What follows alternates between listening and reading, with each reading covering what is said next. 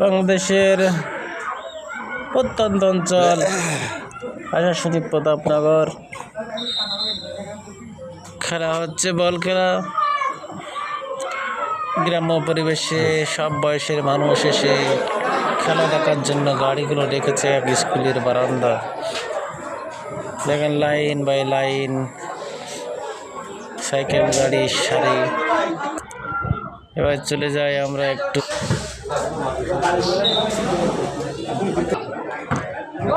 খেলা শুরু হচ্ছে। প্রথম পুরস্কার মুক্তা বাছুর খেলা হবে।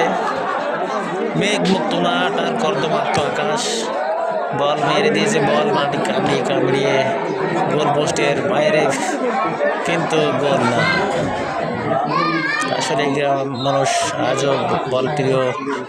বল আসলে ফুটবলই বাংলাদেশের প্রিয় একটি খেলা।